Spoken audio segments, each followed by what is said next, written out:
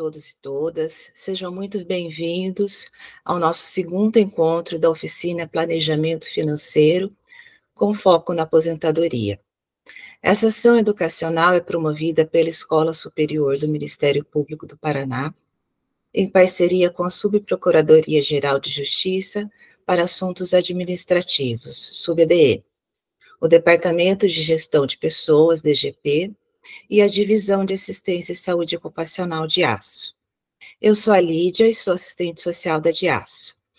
Como falei no encontro anterior, essas lives são um preparatório para as oficinas de reflexão conversando sobre a aposentadoria. Elas serão realizadas no mês de agosto desse ano.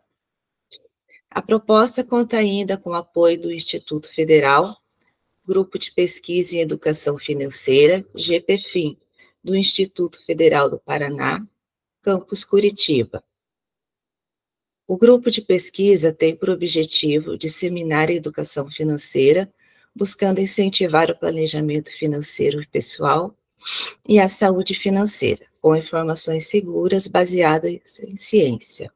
E hoje também contamos com o apoio do Instituto Federal de Educação, Ciência e Tecnologia de São Paulo e FSP Campus Matão. Nesta live abordaremos o tema Investimentos Financeiros e Aposentadoria.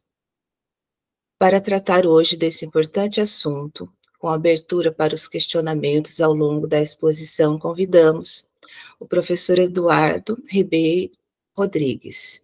Ele é doutor em Administração das Organizações pela FEA-RP USP, mestre em Administração pela Universidade Federal de Uberlândia, UFU, especialista em Gestão Financeira e Controladoria, FGV, e graduada em Economia pela Unifacef, Franca, São Paulo.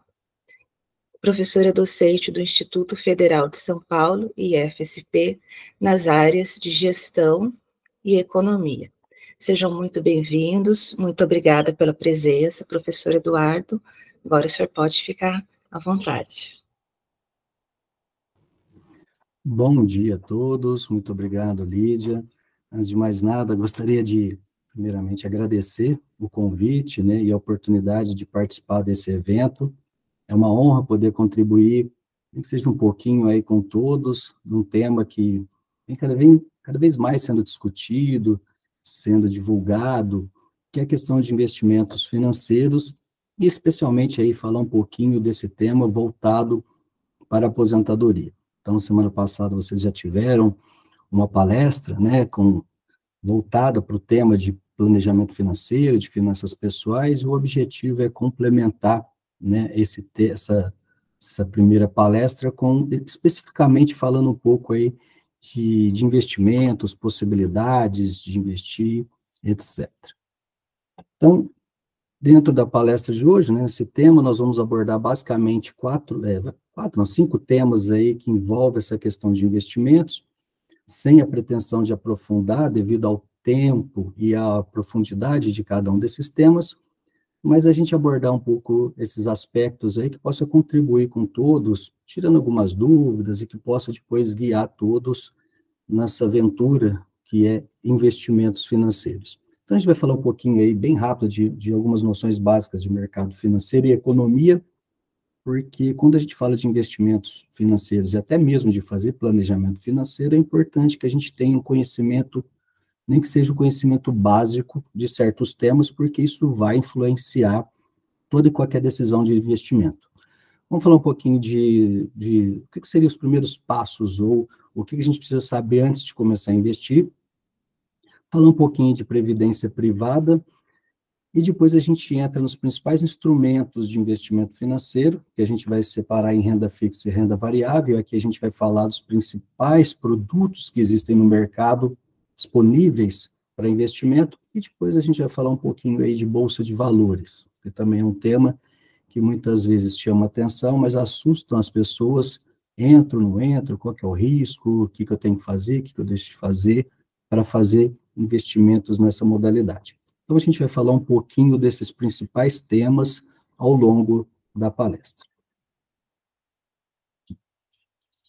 Eu sempre gosto de, cada tema que eu vou falar, de apresentar algumas coisas que saíram na imprensa para ilustrar aquilo que está sendo discutido, né? Então, como uma introdução aí, que a gente está falando de investimentos financeiros, de investimento financeiro, pensando na aposentadoria, a gente está nada mais do que falando de planejamento financeiro, né? Porque quando eu falo da aposentadoria, eu estou falando de um futuro, quando eu falo de um futuro, eu falo de uma meta ou de um objetivo, e para atingir esse objetivo e meta, eu tenho que fazer um planejamento.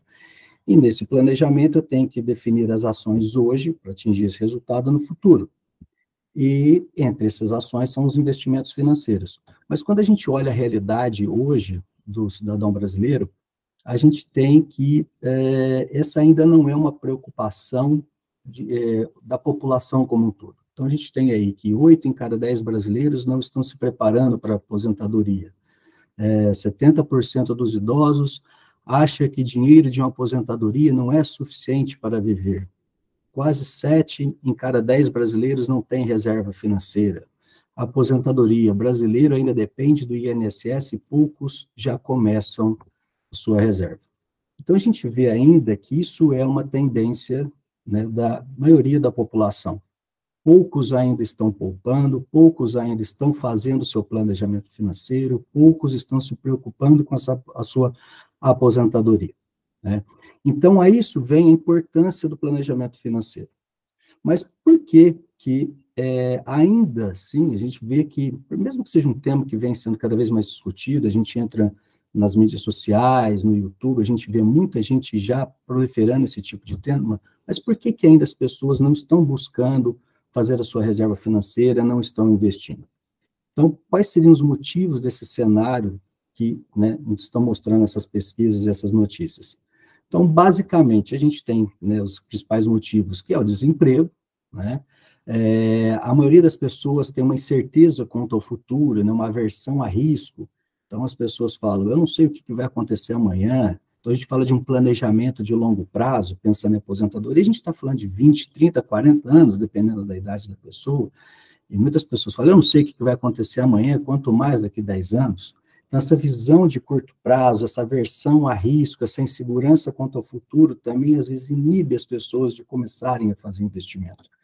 E, muitas vezes, quando a renda ela não é compatível, né, com os gastos. E aí, quando eu tenho uma renda que não é compatível com os gastos, isso também, às vezes, inibe o investimento. Mas o grande problema das pessoas, ou o grande ponto que fazem com que aconteça esse cenário de poucas pessoas estarem investindo ou se preocupando com o futuro, é a falta de educação financeira. Então, esse tema foi abordado a semana passada, e uma coisa que eu falei, vem sendo difundida cada vez mais, é um tema que vem sendo discutido, tratado mais em relação aos últimos anos, mas ainda assim falta essa consciência de educação financeira nas pessoas. Eu costumo dizer nas minhas aulas e nas minhas palestras, né, o ser humano, quando ele nasce, ele tem 2 certezas absolutas que vai acontecer na vida dele. A primeira é que um dia vai morrer. A segunda é que um dia vai mexer com dinheiro, né? Uns mexem mais, outros mexem menos, mas vai mexer com dinheiro. Então, esse é um tema que eu sempre defendi, sempre defendo, que ele tinha que ser ensinado lá no ensino fundamental. Porque se você fez um curso que não seja de economia, administração, ciências contábeis, mas você fez um curso de direito, você fez um curso de medicina, de engenharia, arquitetura, enfim, independente da sua formação acadêmica, você vai mexer com dinheiro, ou no seu negócio, ou na sua vida pessoal. Então, o conhecimento é necessário. Então, a gente tem uma pesquisa, né, que, né, mostra aqui para a gente que a maioria dos brasileiros não consegue ganhar dinheiro, não consegue guardar dinheiro. E aqui mostra que grande parte é absoluta falta de educação financeira. Então, esse é um tema que ele deve ser divulgado cada vez mais para as pessoas, deve ser ensinado na escola para as crianças, para que realmente se torne uma pessoa, um cidadão que se preocupe com esse tema, né? E isso, a falta dessa educação financeira se reflete no que está aqui na da pesquisa, né? 77% das famílias estão endividadas. Então, quando você tem o conhecimento das ferramentas do planejamento financeiro, ou conhecimentos básicos de finanças, você consegue formar um cidadão que ele pode estar fugindo desse endividamento e se preparando melhor para o futuro, né? Então, quanto mais cedo, né, você começa a pensar em planejar sua aposentadoria, mais benefícios terá. Então, evidentemente, que quando a gente fala do planejamento financeiro, quanto maior o tempo, evidentemente, melhor.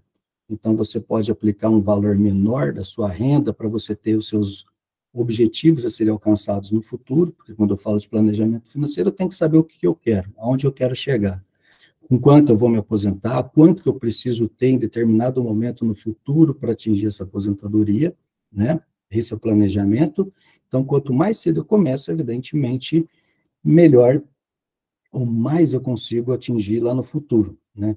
A gente fala que dentro do planejamento financeiro, um dos conhecimentos necessários é a matemática financeira, que em investimento a gente fala do poder dos juros sobre os juros. Então, quanto mais cedo eu invisto, mais eu tenho a possibilidade de ter esse ganho de juros sobre juros que vão ser acumulados ao longo do tempo.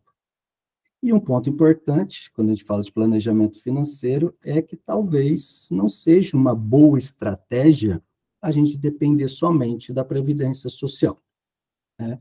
Então, diariamente, a gente escuta notícias relacionadas ao déficit na Previdência, né? E, se eu não me engano, agora a expectativa é que feche aí mais de 300 bilhões de déficit entre o que se arrecada e o que se paga de aposentadoria. Então, isso gera uma insegurança, o que vai ser daqui a alguns anos, né? Então, a gente tem todo um cenário de crescimento econômico que vai influenciar, a gente tem todo um cenário de um número cada vez maior de pessoas autônomas participando do mercado de trabalho, isso vai influenciar.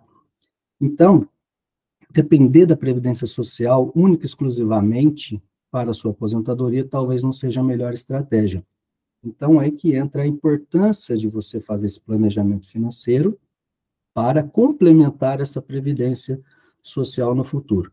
Então, o objetivo da palestra é a gente apresentar algumas possibilidades, algumas modalidades de aplicação financeira, né, como eu falei, sem a pretensão de aprofundar em cada uma delas, devido ao tema e à profundidade de cada uma das possibilidades ou modalidades de aplicação, mas a gente apresentar, discutir, falar as principais características para que depois vocês possam, aqueles que não conhecem algumas modalidades, possam buscar aí depois, por meio de profissionais, corretoras, bancos, etc., buscar essas possibilidades de investimento. Mas antes de começar a investir, né, dentro desse processo de planejamento financeiro, como eu citei anteriormente, é muito importante que a gente tenha um conhecimento, nem que seja básico, de economia e de finanças, tá? Por que eu falo isso? Porque diariamente a gente é bombardeado por notícias que muitas das vezes, na correria do dia a dia, ou pela falta de conhecimento técnico, Eduardo, eu não sou economista, eu não fiz administração de empresas, mas diariamente nós somos bombardeados por temas que eu conhecendo ou não conhecendo, isso influencia a minha vida. Isso influencia o meu dia a dia.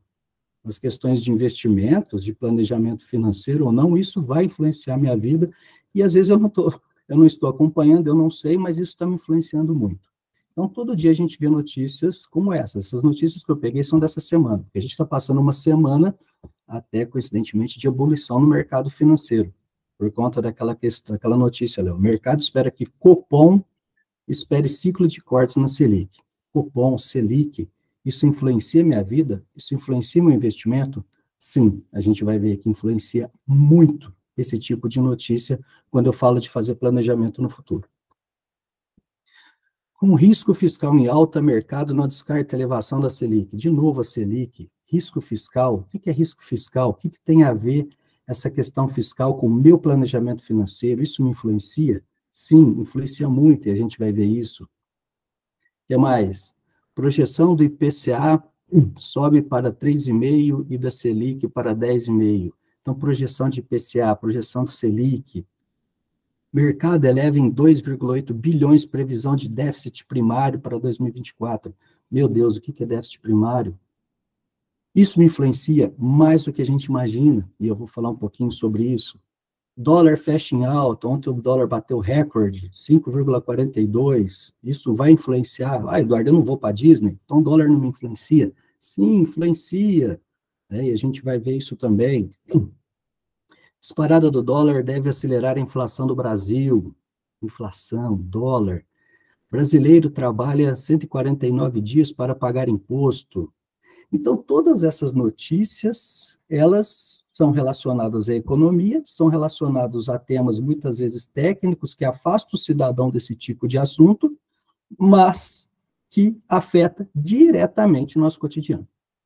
Eu investindo ou não investindo, isso vai me influenciar. Mas pensando no investimento, que é o tópico, que é o tema da nossa palestra, todos esses assuntos é importante que eu conheça o mínimo possível, porque vai influenciar minhas decisões de investimento. Então, quando a gente fala ali de Copom, quando a gente fala de Selic, a gente está falando de taxa de juro.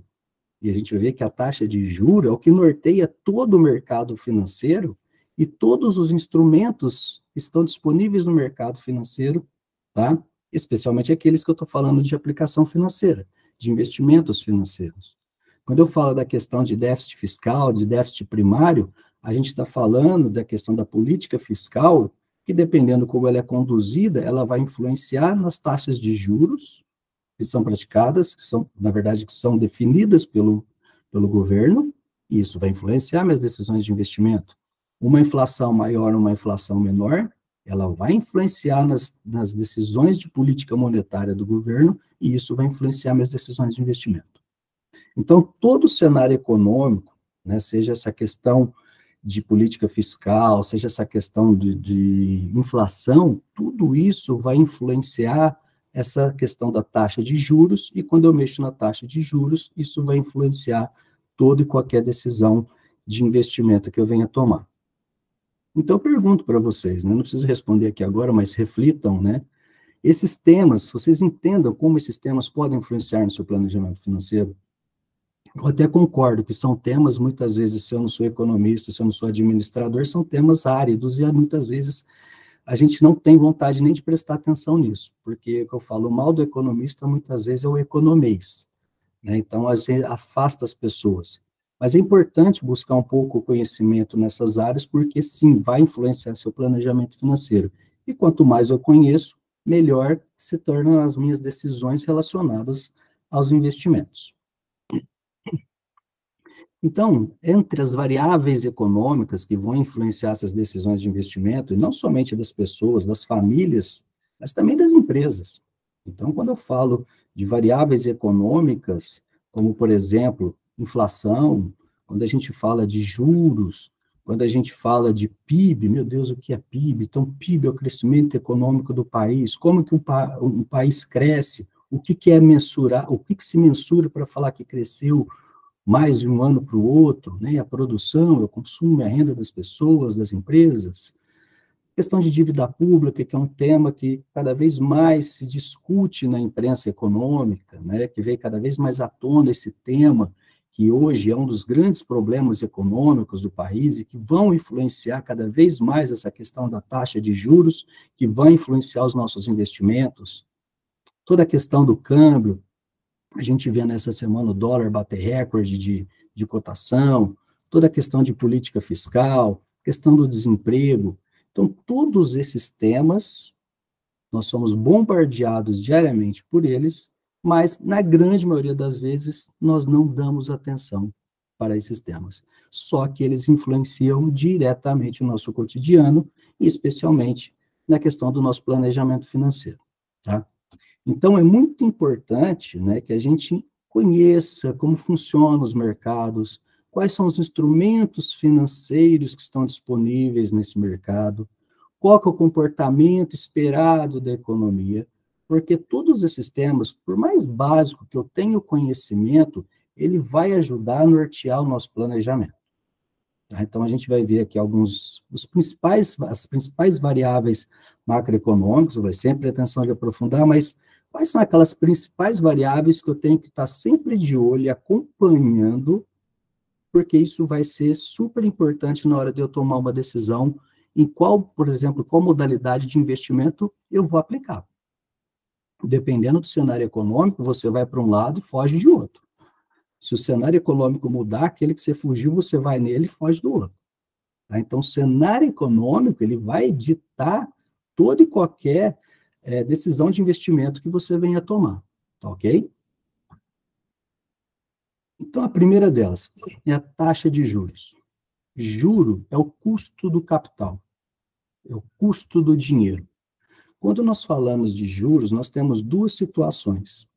Nós temos a questão de pessoas, empresas, agentes econômicos que captam recursos financeiros, então são as pessoas, empresas que pegam dinheiro emprestado, e a taxa de juros tem o papel do custo do capital, o custo do dinheiro por estar captando aquele recurso junto a uma instituição financeira. Do outro lado, nós temos quem aplica recursos, quem aplica o dinheiro, agentes econômicos que aplicam, que investem, fazem investimentos financeiros. Nesse caso, a taxa de juro é a remuneração pelo fato de estar aplicando. E quando você aplica o dinheiro, você está deixando de consumir aquele valor no momento presente, em detrimento de usar esse dinheiro no futuro. Então, a gente fala em finanças que você tem um prêmio por estar deixando de consumir no presente para consumir no futuro. Esse é o juro. Então, o juro é o valor do dinheiro no tempo, seja alguém captando dinheiro, seja alguém aplicando esse dinheiro. Então, as decisões de economia, seja principalmente do que nós chamamos de política monetária, que é a política que visa controlar a inflação, que é o aumento generalizado de preços, ou promover crescimento econômico.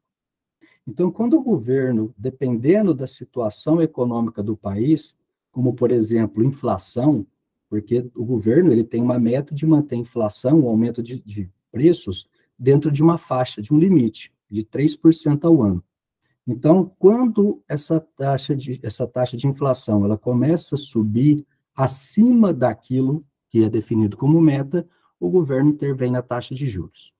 Então, a gente está vendo uma ampla discussão nos últimos meses a respeito que essa taxa está muito alta, então tem as discussões que está muito alta, que ela pode diminuir, mas a gente já está vendo o mercado falando que não vai diminuir, e a reunião é amanhã, né, do Copom. Então, esse movimento de aumentar ou diminuir a taxa de juros, que é em função de uma política monetária que o governo está fazendo para resolver um problema de inflação, de controle da inflação, ela vai influenciar e impactar todas as decisões de investimento e financiamento da economia, para quem pega dinheiro emprestado e para quem está aplicando dinheiro. Então, existe uma taxa, que a gente chama de taxa básica de juros da economia, que é a chamada taxa Selic. Ela é chamada de taxa básica porque quando o governo mexe nessa taxa, define o valor dessa taxa, todas as outras taxas de mercado acompanham esse movimento.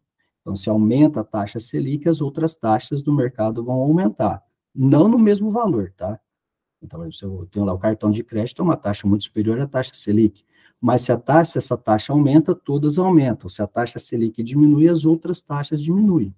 Então, se eu estou fazendo um investimento, eu vou fazer uma aplicação, se eu tenho uma determinada taxa de juro, que está atrelado a essa taxa Selic, por exemplo, ela vai diminuir quando essa taxa diminui, tá? Mas hoje essa taxa ela está em 10,5, tá? 10,5 ao ano, então a expectativa é que amanhã no Copom essa taxa se permaneça, ela não vai ter provavelmente uma redução. E esse aqui é um gráfico mostrando a evolução da taxa de 2012 até 2023, tá? Então a gente tem aqui, nós temos uma taxa que lá em 2015 ela bateu os 14,25, no meio da pandemia ela chegou a 2%, né? Então no meio da pandemia ela foi reduzida com o objetivo de tentar aquecer a economia naquele momento, né? Que tudo estava fechado, que nada estava funcionando, né? E depois, quando terminou a pandemia ali, os preços subiram, a inflação foi muito alta e aí a taxa de juros disparou. Então tem essa discussão hoje, se essa taxa de juros está muito alta, evidentemente que taxa de juros alta é bom para quem aplica, mas ruim para quem capta recursos financeiros, e evidentemente que entre os agentes que captam recursos são as empresas que pegam esse recurso para fazer investimentos produtivos e não financeiros. E isso inibe, evidentemente, o crescimento econômico. Então, a taxa Selic é uma taxa importante no acompanhamento, né, na hora de fazer os nossos investimentos. E outra taxa extremamente importante, basicamente 90% de aplicações financeiras, elas estão atreladas a essa taxa chamada de CDI. CDI é o Certificado de Depósito Interbancário. Esse certificado, basicamente, ele está atrelado a empréstimos que os bancos fazem entre eles no dia a dia. Então, diariamente, os bancos eles têm que fechar com saldo positivo, né? E muitas vezes, nas suas operações, o banco não consegue fechar com saldo positivo, então eles pegam dinheiro emprestado entre eles para compor esse caixa. Esse movimento de empréstimo entre os bancos tem uma taxa de juro, e essa taxa de juro é o CDI. Então, quando você vai fazer uma aplicação, e a gente vai ver logo em seguida, quando a gente falar dos principais instrumentos financeiros, a gente vai ver que a remuneração desse investimento está atrelada ao CDI. Então, muitas vezes a gente chega lá no banco, eu quero fazer uma aplicação, nós temos aqui um CDB que paga 90% do CDI. Aí você olha e fala, CDI, 90%, 90% do quê? Então, é importantíssimo eu conhecer esse tal de CDI quando eu vou mexer com investimentos financeiros. Então, hoje o CDI, vamos ver, ele está girando ali em torno de 0,9, o ano passado ele chegou a bater um 0,7 ao mês, agora no mês de maio ele girou em torno de 0,9%, então se o banco fala, estou te pagando 100% do CDI, então ele está falando que vai te pagar 0,9% do CDI naquele momento, porque ele tem uma oscilação. Então, todo mês, na verdade, todo dia, né, essa taxa, ela é alterada. Ela acompanha ali a taxa Selic, tá bom? Ela desvincula um pouquinho, mas está sempre acompanhando a taxa Selic, mas hoje ela está girando em torno de 0,9%. O mês que vem, dependendo do que acontecer amanhã, pode ser que ela fique menor ou maior. Então, o comportamento do CDI vai influenciar a grande maioria dos investimentos de renda fixa que estão atrelados ao CDI. Então, por isso é importante conhecer isso, porque é muito interessante quando você vai num banco, e geralmente poucos gerentes de banco explicam isso, você chega lá e fala, 75% do CDI, a pessoa olha e tal, então é muito importante ter esse conhecimento. E essas taxas de juros, como eu falei anteriormente, elas são influenciadas, né, por uma questão inflacionária, pela questão da inflação, que é o aumento generalizado dos preços. Então, como eu falei, a taxa de juros é um instrumento de política monetária que o governo usa para combater a inflação. Não só, né, mas hoje, no cenário que nós temos, é realmente para combater a inflação. E quando a gente fala de inflação, nós temos dois grandes indicadores, tá, que mensura essa inflação. Um deles é o IPCA. O IPCA é a medida oficial de inflação feita pelo governo federal. Então, o governo utiliza essa metodologia para se mensurar essa inflação no intervalo de tempo. Essa inflação, esse IPCA, na verdade, é o que nós chamamos de inflação do consumidor. Ele vê a questão do aumento de preços na ponta, lá no consumidor final. Então, nós temos aqui um quadro mostrando essa evolução da inflação nos últimos anos. A gente tem um pico ali de 10,67 em 2015. Depois essa taxa vem diminuindo, e depois a gente tem outro pico ali em 2020, né, que a gente tem ali a questão da pandemia, e depois essa taxa de juros veio caindo de novo aí para questão aí na casa de um dígito. Hoje ela está em torno, né, se a gente pegar a inflação acumulada, ela está em torno de 3 e pouco, 3,5%, né, acumulada, se a gente pegar acumulada nos últimos 12 meses, e a meta do governo é sempre manter ela na casa dos 3%, tá bom? Então tem toda uma discussão se essa taxa pode ser maior, menor, enfim, mas tem-se uma meta, e essa meta ela tem que ser, vamos dizer assim, o Banco Central, ele é o cão de guarda olhando esse número, e ele vai dosando a taxa de juro, olhando essa inflação aqui. E nós temos uma outra taxa, né, que é o IGPM, que também mensura a inflação, mas basicamente o IGPM, a metodologia, diferente do IPCA, o IPCA ele mensura o valor, a variação dos preços ao longo do tempo para o consumidor final. O IGPM ele já olha a variação dos preços dos que nós chamamos de fatores de produção, ou seja, o custo da indústria. Então, o IGPM mensura ali todo o custo de produção, né, o quanto que variou os fatores de produção, matéria-prima, mão de obra, etc., da indústria. E aí, consequentemente, a gente fala que o aumento do IGPM hoje é o aumento do IPCA futuro. Então, porque aumentando os fatores de produção, depois você acaba aumentando o valor dos bens e produtos finais e vai direto para o consumidor. Então, esses dois gráficos aqui, dependendo de como ele oscila, vai oscilar os gráficos anteriores, que são as taxas de juros. E aí mexeu em taxa de juros, de novo, reforçando, vai influenciar a minha decisão de investimento. E eu estou falando de investimento. Agora, quem vai fazer captação de recurso, seja para adquirir um imóvel, um veículo, fazer uma viagem, ou porque realmente está precisando fazer um reforço para complementar a renda no mês, a influência também vai ser maior, né? Se essa taxa de juros aumentar. Então, mostrando aí que é importante entender, né, bem basicamente, o comportamento dessa Selic, o comportamento do CDI, do IPCA e do GPM, porque eles vão influenciar as decisões de investimentos que a gente venha tomar. Quando a gente fala de economia, tem um relatório que sai semanalmente, publicado pelo Banco Central do Brasil, que mostra a projeção dos principais indicadores macroeconômicos para os próximos anos. Ele mostra do ano corrente, né, a expectativa do mercado em relação aos indicadores para esse ano e para os próximos 3 anos. Aqui eu coloquei somente até 2026, mas lá no site do Banco Central, a gente tem até 2027. Então, a gente olha aqui, por exemplo, a expectativa para esse ano é de um certo pessimismo do mercado financeiro, porque esse relatório aqui ele é feito por aproximadamente 142 especialistas de mercado financeiro, tá? Entre bancos, corretoras, né? Eles fazem toda uma análise semanalmente, com base em conjuntura econômica, com toda análise de mercado, para fazer essas projeções aqui. Então, a semana passada, a expectativa é que a inflação fechasse esse ano em 3,8%, mas essa semana já estão falando que a expectativa é de 3,96%. Então, a gente vê já um pessimismo do mercado com relação à inflação. Então, se a gente olha um pessimismo com relação à inflação, né, de uma inflação maior, a gente já vê uma expectativa também com relação ao aumento da taxa de juros, que até semana passada, até o mês passado, o mercado imaginava que esse ano fecharia uma taxa Selic em 10%. Hoje está em 10,5%, fecharia em 10%, acreditando um corte nessa taxa Selic. Mas o mercado já não vê mais esse cenário de corte de juros e já está acreditando que fecha o ano em 10,5%. Então, isso aqui é um parâmetro que eu posso ter na hora de fazer meus investimentos, principalmente eu estou falando de investimento de longo prazo. Então, por exemplo, para 2025, a expectativa é que feche o ano lá em 2025, essa taxa Selic em torno de 9,5% ao ano, né?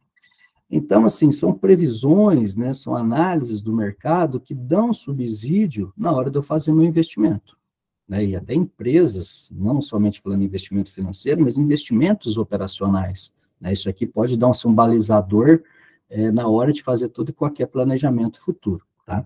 Então, o Boletim Fox, ele sai semanalmente, ele está lá no site do Banco Central do Brasil, e toda segunda-feira, se vocês olharem as notícias de imprensa, vai sair lá, mercado faz a projeção do IPCA, da Selic, do PIB, etc.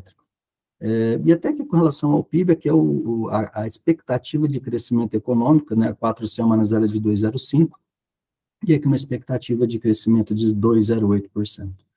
Não é um crescimento grande e robusto, mas teremos uma expectativa de crescimento da economia. Então, isso aqui seria, de uma maneira muito geral, muito ampla, as principais variáveis macroeconômicas, tá? Que vão influenciar as decisões de investimento. Mas quando a gente sai da economia como um todo e entra especificamente no mercado financeiro, né, a gente também precisa entender aí como funciona de uma maneira mais ampla, né, o que é esse mercado financeiro, para que a gente possa realmente ter o conhecimento na hora de fazer nossos investimentos. Então, o mercado financeiro, basicamente, é o local onde acontece todas as transações de compra e venda de produtos financeiros. Mas produtos financeiros, o que são produtos financeiros? Então, em economia, né, nós classificamos famílias, pessoas, empresas, o governo, como agentes econômicos, tá? Então, empresas, pessoas, famílias, governo, agentes econômicos. Do ponto de vista financeiro, agentes econômicos podem ser superavitários ou deficitários. Superavitários é quando a renda é superior aos gastos, e aí tem um superávit, né, financeiro, e esse dinheiro pode ser guardado, poupado e aplicado no mercado financeiro. Então, você guarda esse dinheiro, você aplica esse dinheiro num banco, por exemplo. E do outro lado, nós temos os agentes deficitários. Agentes deficitários que pode ser de recursos financeiros para investimentos, né? Tá, eu tenho um superávit financeiro, mas eu quero comprar uma casa, eu quero comprar um carro. Então, eu sou deficitário desse recurso para fazer investimento, pessoas ou empresas. Ou realmente deficitário que precisa de recursos financeiros ali para complementar o mês, complementar a renda. Então, o mercado financeiro ele tem um papel de intermediador financeiro, porque tem alguém de um lado aplicando e tem alguém do outro lado captando esse recurso. Então, o mercado financeiro ele é composto por várias instituições que são responsáveis por essa intermediação financeira. O órgão máximo, né, ou na verdade, essa estrutura de instituições que fazem essa intermediação financeira é o que nós chamamos de Sistema Financeiro Nacional, e esse Sistema Financeiro Nacional, ele é composto, primeiro, por 3 grandes órgãos, né, que são as agências reguladoras e fiscalizadoras do sistema financeiro, que é o Conselho Monetário Nacional, que define as regras do mercado, o Banco Central, que é quem vai executar e fiscalizar toda a estrutura, todas as operações e todas as instituições do mercado financeiro, e nós temos a CVM, que é a Comissão de Valores Imobiliários, que ela vai ter um papel específico do mercado de ações e do mercado de valores imobiliários. Aqui são as três instituições que vão definir as regras e fiscalizar se essas regras estão sendo executadas ou não no mercado financeiro. E depois nós temos todas as instituições que vão operacionalizar as operações para agentes superavitários e para agentes deficitários, que são os bancos como um todo, né, que nós conhecemos, os bancos de varejo, as cooperativas de crédito que vêm crescendo cada vez mais e tendo um papel cada vez mais importante nesse mercado financeiro, as corretoras, né, e aqui eu coloquei o símbolo da Bovespa, que é representando a Bolsa de Valores. Então, quando a gente fala de mercado financeiro, nós ali, como vamos chamar de consumidores finais, né, a gente tem contato justamente com essas instituições, que é o que a gente chama de instituições operadoras do mercado financeiro. Então, são essas instituições, bancos, corretoras, cooperativas de crédito, a Bolsa de Valores, que vão oferecer os diversos produtos financeiros. Produtos financeiros para quem?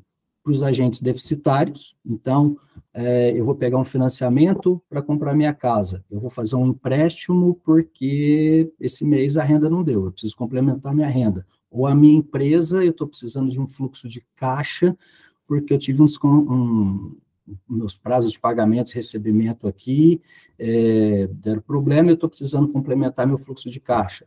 Todo cartão de crédito que eu uso, eu preciso fazer um CDC, um consignado. Então, essas instituições oferecem produtos financeiros para esse tipo de agente. E, no nosso caso, a gente tem produtos financeiros, também por essas mesmas instituições, para os agentes deficitários. A gente tem caderneta de poupança, um LCI, LCA, CDB, título público, etc., que é o que nós vamos discutir mais para frente agora, durante a nossa apresentação. Ok? Tudo bem, pessoal? Então, tá bom. Então, feito esse mini resumo aí de economia e de mercado financeiro, que é importante a gente ter esse conhecimento, a gente começa agora a falar um pouco de investimentos, né? Então, o que nós precisamos saber antes de investir? Imagino que muitos de vocês já realizam investimentos, muitos de vocês já estão investindo, provavelmente alguns ainda estão mais conservadores em determinadas operações, outros provavelmente ainda estão querendo entender melhor para poder investir. Mas, basicamente, a gente tem algumas dicas aí para essa questão de eu estou querendo começar a investir, ou eu quero melhorar a qualidade do meu investimento, o que eu preciso fazer? A primeira coisa é entender que aplicar dinheiro é um desafio, porque a gente tem um volume de investimentos, um volume de modalidades de investimentos muito grande no mercado, tá? Que tem rendimentos diferentes, características diferentes, riscos diferentes, possibilidades diferentes, prazos diferentes, tudo vai depender do perfil do investidor, do momento da economia, que vai ter são várias características que vai ter aí muitas coisas que vão depender de variados fatores que a gente vai discutir quando a gente falar um pouquinho de cada um deles, tá? Como eu falei, sem a pretensão de aprofundar, a gente poderia ficar em cada uma das modalidades aqui, só fazendo uma palestra para cada uma dessas modalidades. Mas a primeira coisa que você tem que entender é saber qual é o seu perfil como investidor, tá? Então, quando a gente vai fazer uma aplicação financeira, os próprios bancos e as próprias corretoras, elas já fazem um questionário com você para identificar qual é o seu perfil. E dependendo do seu perfil, a hora que se você for fazer uma aplicação que foge do seu perfil, o banco já vai te travar. Ele vai falar, olha, isso não é seu perfil não, você não pode investir aqui não. Então, você tem um perfil conservador, moderado ou arrojado. Então, se você tem um perfil que você se preocupa com o seu patrimônio, você não está disposto a ganhar muito, porque você também não quer perder o seu patrimônio, você tem um perfil mais conservador. Então, você vai ter N produtos financeiros exclusivos para você, que tem esse perfil de manter o patrimônio, de não ter perdas financeiras, etc. Mas se você também busca segurança, mas está disposto a correr um pouquinho mais de risco para ganhar um pouquinho mais, você tem um perfil moderado e você vai ter N produtos financeiros específicos para esse perfil. Ou, não, eu sou mais arrojado, eu quero correr risco porque eu quero ganhar mais. Eu quero ter um rendimento melhor, mesmo que eu tenha alguma perda financeira. Então, aí a gente já está falando de um perfil mais arrojado. Então, no momento que você vai fazer uma aplicação financeira, você vai preencher esse questionário para você conhecer o seu perfil, né? E pelo menos a corretora que eu movimento, se eu tento fazer alguma movimentação que fique fora do meu perfil, ele já acusa, ele fala, olha, isso aí não é seu perfil. Você tem certeza que você quer mexer com isso? Então vai lá e refaz o questionário, né? Então isso é até uma trave, isso é bem interessante, né? Porque se eu tenho um perfil conservador, de repente eu começo a investir em bolsa de valores, vai ser ainda uma luz vermelha, né? Porque, opa, não está casando isso aí, tá? Então esse perfil vai depender muito dos seus objetivos. Então, quando fala de planejamento financeiro, você define seus objetivos. Então, se o seu objetivo, por exemplo, de longo prazo é a aposentadoria, será que vale a pena você ser muito conservador? Mas será que vale a pena ser muito arrojado? Então, todas essas questões também vão ser influenciadas de acordo com o seu objetivo. Então, lá, né, tenha claro seus objetivos, abra sua conta em uma corretora registrada na CVM, tá? E busque conhecimento. Então, essas são as principais dicas, assim, de início que a gente pode dar quando a gente fala de investimento. Busque conhecimento. Eu vou deixar aqui no final alguns sites para vocês buscarem livro, para vocês buscarem conhecimento e tal, mas sempre busquem conhecimento, tá bom? Defina o seu objetivo, você vai abrir uma conta numa corretora, num banco, etc., e aí buscar o conhecimento. E depois entender, e todo e qualquer investimento tem 3 grandes componentes. A questão da rentabilidade, a questão do risco e a questão da liquidez. A liquidez é a capacidade de você faz a aplicação num determinado investimento, e a liquidez refere-se a você poder depois resgatar esse investimento. Por que é muito importante essa questão da liquidez, do prazo da aplicação? Porque tem investimentos que, se eu aplico o dinheiro hoje, eu só consigo resgatar daqui 9 meses, daqui 12 meses, dependendo da aplicação, daqui só 4 anos.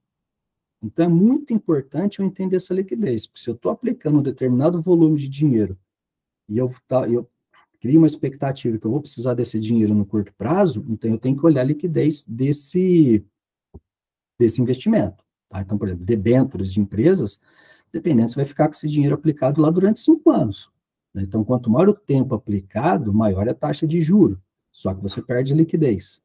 E outra coisa, quanto maior o risco, maior é o retorno. Quanto menor o risco, maior é o retorno, ok? Então, esses são os 3 grandes componentes que eu tenho sempre que avaliar antes de aplicar o meu dinheiro.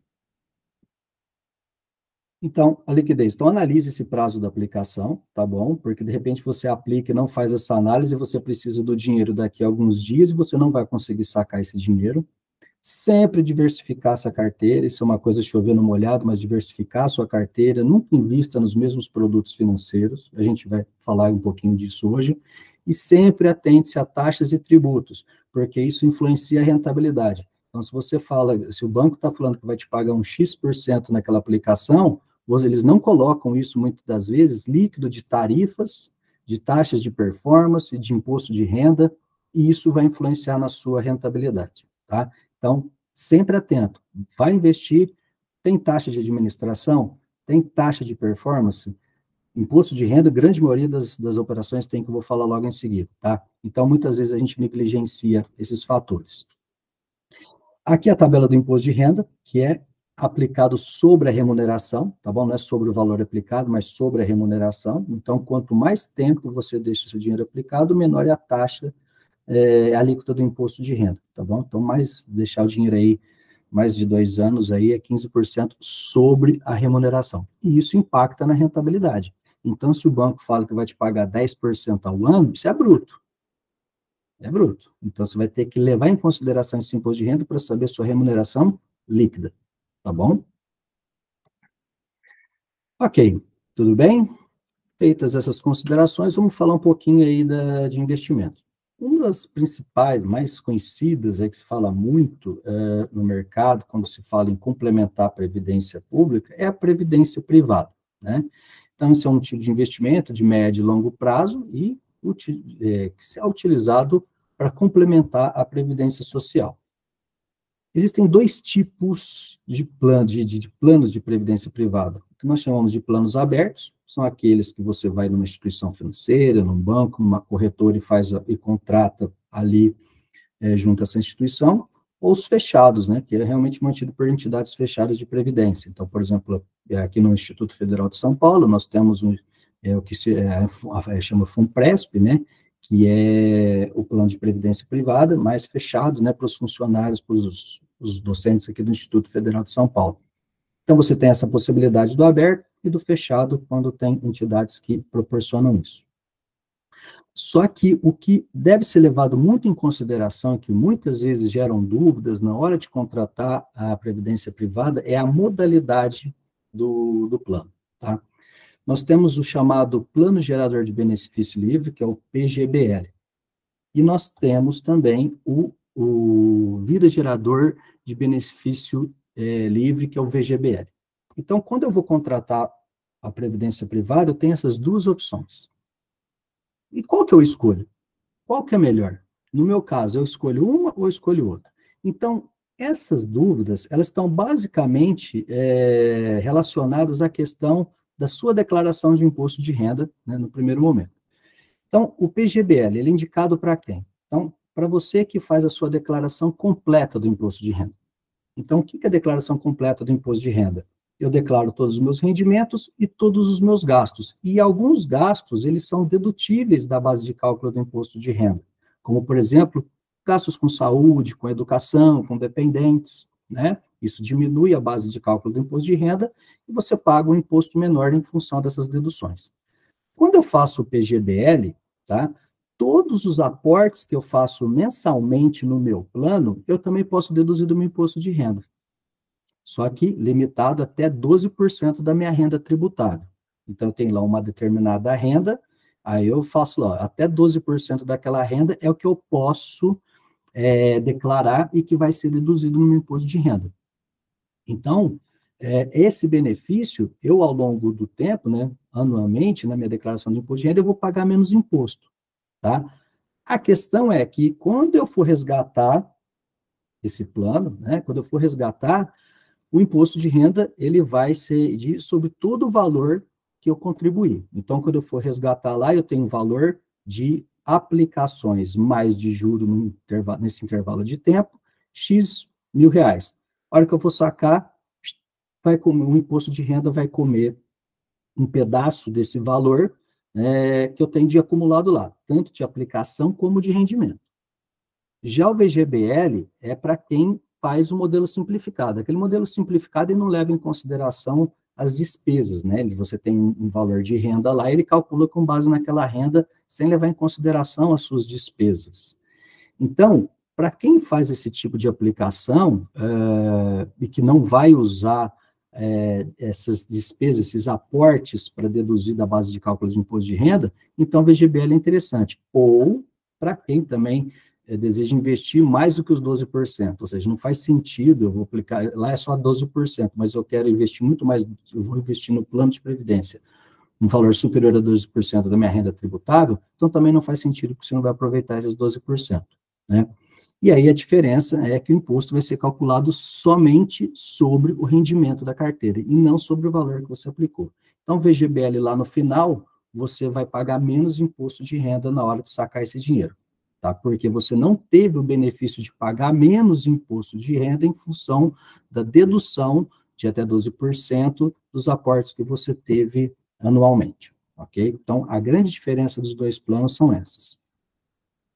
A questão da tributação. Então, existem dois tipos de tributação, tá? Que tem a progressiva e a regressiva.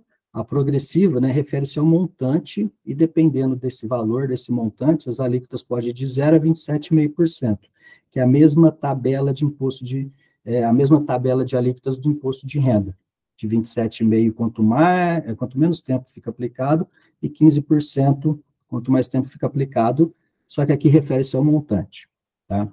Ou a regressiva, que refere-se ao tempo. E aí essa variação, ela vai de 10 a 35%, dependendo do tempo que o dinheiro ficou aplicado. Então, na previdência privada, quanto mais tempo o dinheiro fica aplicado, menor é a alíquota do imposto de renda, tá? E aí você tem essa opção dessas duas tabelas na hora de fazer a aplicação. Ah, Eduardo, mas o que mais que eu preciso saber de plano de previdência privada? Então, assim como outros investimentos, né, você vai ter diversas características. As características principais, né, das duas modalidades são essas. Você vai definir primeiro do PGBL ao VGBL, e depois de definido o modelo, aí, junto à sua corretora, ao seu banco, você vai definir o plano que melhor te atenda de acordo com os seus objetivos. Então, você vai ter planos que vai ter uma composição de carteira que vai variar de acordo com o seu perfil e seus objetivos. Então, vai ter planos lá que ele vai ter uma característica mais conservadora, uma mais moderada, uma mais arrojada. Então, o rendimento do seu plano de previdência privada vai depender da composição da carteira daquele plano, oferecido pela instituição, tá? Então, você vai ter planos mais conservadores, mais moderados, mais arrojados, de acordo com a instituição que vai te oferecer. Sempre vai ser administrado pela própria instituição, tá bom? E também sempre lembrando que isso tem custo. Além do imposto de renda que eu falei, você tem taxas de carregamento, taxa de administração, dependendo da corretora, do banco, ele pode isentar uma taxa ou outra, tá? Mas é sempre bom entender, de novo, porque essa taxa, ela vai influenciar na rentabilidade final do produto, ok? Além do plano de previdência privada, Eduardo, plano de previdência privada é alguém que vai administrar isso para a gente, não é? Sim, você vai definir um aporte mensal, vai definir o produto lá, tá, de acordo com o seu perfil, mas quem vai fazer aquele investimento mensalmente, vai pegar o seu dinheiro e aplicar mensalmente, de acordo com a composição da carteira, é um fundo, é a corretora. Mas você fala assim, não, eu quero investir, eu quero fazer investimentos, né? Não terceirizar para alguém. Então, existem aí várias modalidades também de investimentos financeiros que você pode aplicar no mercado. O que nós precisamos entender é o seguinte, primeira coisa, investimentos, eles podem ser de renda fixa ou de renda variável. Renda fixa é aquele que você vai saber qual vai ser a remuneração no momento que você está investindo. E ainda assim, a renda fixa pode ser pré-fixada ou pós-fixada. Pré-fixada é definida uma determinada taxa de juros. Você vai ganhar 12% ao ano. Ou pós-fixado. Aí o pós-fixado é um percentual de algum indicador econômico. Como eu falei anteriormente, grande parte é CDI. Então você vai ganhar 100% do CDI. Você sabe que você vai ganhar um percentual do CDI, mas lembrando que o CDI ele tem uma variação, tá? Então pode ser CDI, IPCA, Selic, etc. Ou renda variável. Agora, esse sim é fortes emoções. Então, a renda variável você aplica, mas você não sabe quanto que você vai ganhar, quanto que você vai perder. porque você pode perder. O risco é muito alto. Então, no renda fixa, você protege o valor aplicado, o seu capital. Então, você pode até ter uma remuneração pequenininha, mas você blinda o seu capital. A renda variável, não. Você pode aplicar R$ 10.000 e terminar o mês com 8.000 na sua conta. Tá? Então, a renda variável é para fortes emoções.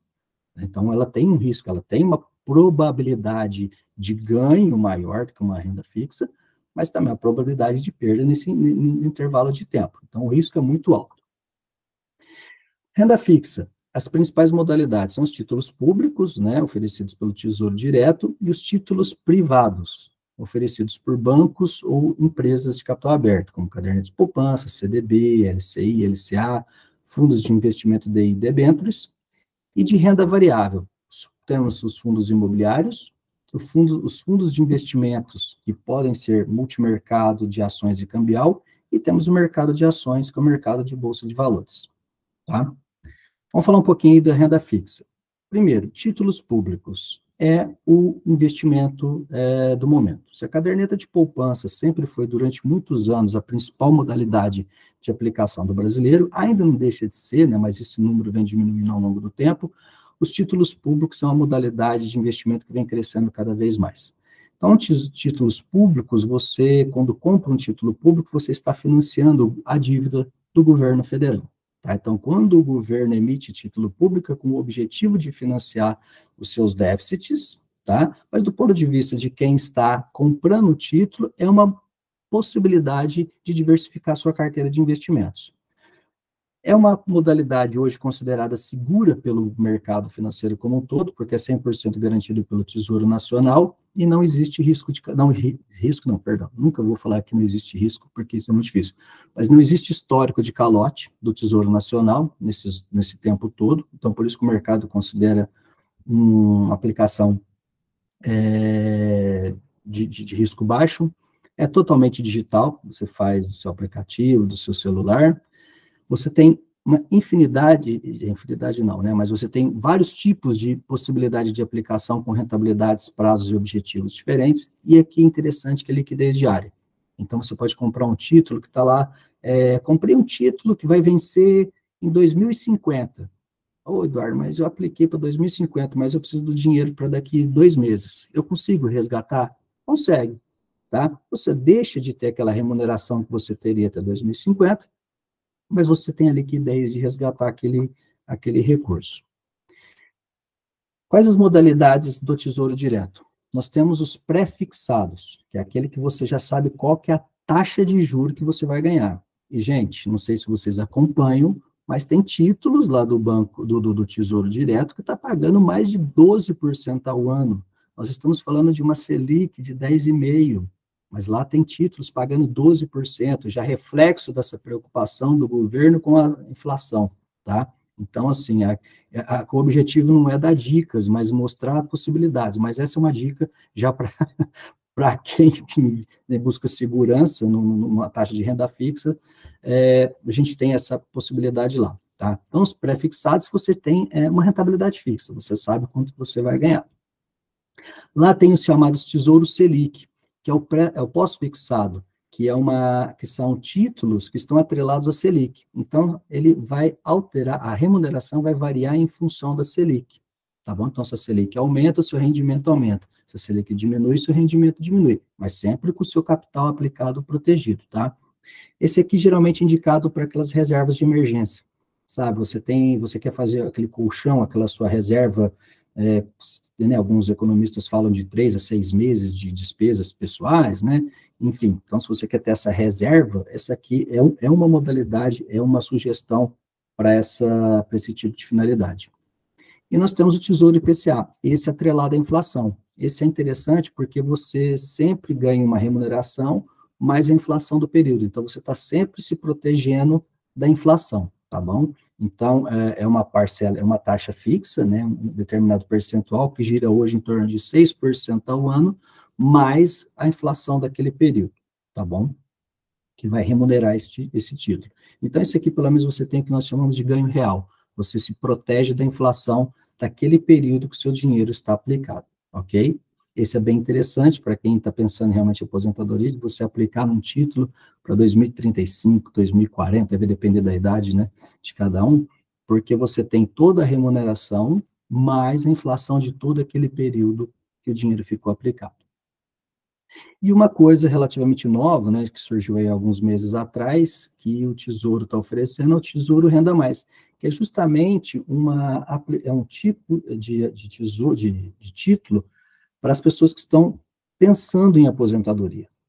Então, aqui você aplica o seu dinheiro, você pode fazer aportes de capital, que pode começar a partir ali de R$ 35, não precisa ser muita coisa, então sobrou R$ 35, eu posso aplicar nesse título, e eu defino até quando eu vou investir, e a partir dessa determinada data, de acordo com o volume que você tem lá acumulado, aquilo vai ser convertido em renda nos próximos 20 anos, depois daquela data, 20 anos para frente, vai ser transformado em uma renda mensal, tá? Então, é como se fosse realmente um plano de aposentadoria, vou chamar entre aspas de previdência privada, que você aplica até uma determinada data. Então, por exemplo, tem aqui, ó, Tesouro Renda 2055. Então, olha só, nós estamos em 2024. Se você todo mês aplicar nesse título aqui, todo mês, você vai ganhar o ano IPCA mais 6%, até 2055, juros sobre juros. Quando chega a 2055, você vai ter um saldo. Aquele saldo, ele vai ser convertido em prestações, tá? Prestações, né? Em um valor mensal durante 20 anos que você vai receber com base no que você tem acumulado. Então, isso aqui é muito interessante, tá? É o que eu falo, quem começar mais cedo vai se beneficiar mais, né? Quem já tem uma determinada idade vai ter um benefício menor, ou vai ter que fazer aportes maiores para ter esse benefício, mas isso aqui é bem interessante, tá? Então, isso aqui é uma possibilidade que o Tesouro Direto está oferecendo para a sociedade, ok? O que mais? Outros títulos privados de renda fixa, caderneta de poupança, né? Então, a caderneta de poupança não é hoje uma boa aplicação, ela é conveniente, vamos dizer assim, fácil de aplicar, extremamente tradicional, mas ela geralmente tem uma remuneração abaixo da inflação, tá? Então, se for optar entre uma caderneta de poupança e um tesouro direto hoje, por exemplo, o tesouro direto hoje ele é mais vantajoso. Sempre lembrando que a caderneta de poupança, hoje ela rende em torno de, vamos pôr aí, média, 6% ao ano, mas essa remuneração ela vai ser influenciada pela taxa Selic, tá? Se a taxa Selic estiver acima de 8,5%, ela vai ter uma remuneração, que é essa em torno de 0,5% ao mês. Se a taxa Selic cair para baixo de 8,5%, como aconteceu em anos anteriores, aí a remuneração da poupança não é mais 0,5% ao ano, é 70% da Selic que está vigente naquele momento, sempre que ela ficar abaixo de 8,5% ao ano. Então, pensem lá na quem tinha dinheiro aplicado lá na pandemia, quando a Selic estava 2%. 2% ao ano. Quem tinha dinheiro na poupança rendeu 70% de 2% no ano, tá? Com uma inflação que chegou a bater 10%. Então, são contas que a gente tem que fazer também, tá bom? Outro produto muito comum, muito conhecido é o CDB. CDB são certificados de depósito bancário. Esses são os títulos emitidos pelos bancos. Então, o banco emite esse título como forma de captar recursos para fazer suas operações, né? Ele capta de alguém, você aplica no CDB, ele empresta para pessoas e empresas do outro lado. É também um título de renda fixa, pode ser pré-fixado ou pós-fixado, também incide imposto de renda, e a liquidez vai depender muito do papel da instituição, que pode variar de 30 dias, se você investe, pode resgatar daqui a 30 dias, ou a 1.826 dias, dependendo da aplicação, tá? Então, o CDB, geralmente, grande parte é atrelado ao CDI, então, na hora de investir, olha a taxa do CDI, leva em consideração o tempo que vai ficar aplicado, desconta o imposto de renda previsto de acordo com o tempo, para você achar qual que é a remuneração líquida desse papel, tá bom? Isso aqui é campeão de oferta em bancos. Você vai em bancos tradicionais, né, bancos que a gente chama de bancos de varejo, geralmente esse é o produto que eles oferecem, tá bom? Nós temos a LCI e a LCA, tá? Também a LCI é um título, os dois títulos são emitidos por bancos, né? O objetivo o LCI é para financiar o setor imobiliário e a LCA para financiar o setor de agronegócio. Também pode ser uma taxa pré-fixada ou um percentual do CDI. o grande tchan dessas duas aplicações é que elas são isentas do imposto de renda. Então, quando a gente falou lá que o Tesouro Selic é uma boa aplicação para você fazer seu colchão de despesas ali, diante de uma segurança, esse aqui seriam as melhores opções por conta dessa isenção do imposto de renda. Só que é tão bom, tão interessante essas aplicações, que eles resolveram mexer nos prazos de resgate dessas aplicações. Então, já tinha, né, dependendo do tempo que você deixa aplicado, maior é a remuneração que o banco te dá. E você tinha possibilidades de LCI e LCA até com 30 dias, né, que seria a gente pode considerar 30 dias como uma liquidez imediata. Mas agora, a partir desse ano, nós temos algumas regras novas, que LCI você tem que deixar lá no mínimo 12 meses e LCA no prazo mínimo de 9 meses. Então, essa aqui é uma aplicação extremamente interessante pela isenção do imposto de renda. Ela agora praticamente está sumindo do mercado, né? Se vocês conseguirem achar, ainda acha, né? Mas um volume menor de instituições oferecendo LCI e LCA por conta desse prazo, a oferta diminuiu, mas se você não tem, se você pode deixar nesse prazo, ainda assim se torna uma opção interessante pela isenção do imposto de renda. E nós temos os chamados fundos DI. Fundos DI são fundos de investimento. Fundos de investimento também aqui é interessante, porque assim como a previdência privada, fundos de investimento, quem vai fazer a gestão do recurso que você aplica é a gestora daquele fundo, tá? Que é a corretora, o banco, a instituição financeira. Os chamados fundos de investimento DI são aqueles bem conservadores, tá bom? E também são de renda fixa, e basicamente eles buscam esses fundos atingir a meta, o benchmark para atingir uma determinada remuneração, geralmente é 100% do CDI. Tá? Então, você aplica o seu dinheiro lá, você aplica, e quem vai fazer a administração desse dinheiro é o fundo. Então, ele vai aplicar em Tesouro Direto, Selic, IPCA, ele vai diversificar a carteira, mas geralmente com o objetivo de atingir 100% do CDI. Esse tem imposto de renda, geralmente tem taxas de administração, porque é ele que vai fazer a administração do seu dinheiro, e às vezes taxa de performance. Então, a meta do fundo é atingir 110% do CDI. Se ele atingir 111% do CDI, ele vai te cobrar uma taxa, chamada de taxa de performance, por ter atingido aquela meta. Tá? Então, sempre muita atenção com essas taxas, porque, de novo, vão influenciar a rentabilidade da sua aplicação. Aqui eu fiz só uma simulação, tá? Que é essa questão de isenção ou não de imposto de renda, mas se você aplicar, por exemplo, R$1.000 em uma aplicação atrelada ao CDI, e se vamos imaginar que o CDI esteja 10% ao ano, e você deixar durante 2 anos e ter uma taxa de imposto de renda de 15%, que é a taxa mínima depois de 2 anos, se você aplica R$100 num CDI, num LCI, num LCA, que rende 100% do CDI, ao final de um ano você vai ter R$100, tá? Se você aplica num CDB que está atrelado 100% ao CDI, o seu rendimento vai ser de R$85, isso se você deixar 2 anos. Por que eu chamo atenção? Porque você vai no banco, ele vai falar, meu CDB está rendendo 100% do CDI. Ok, só que se eu deixar lá 2 anos, na verdade esse 100% é bruto.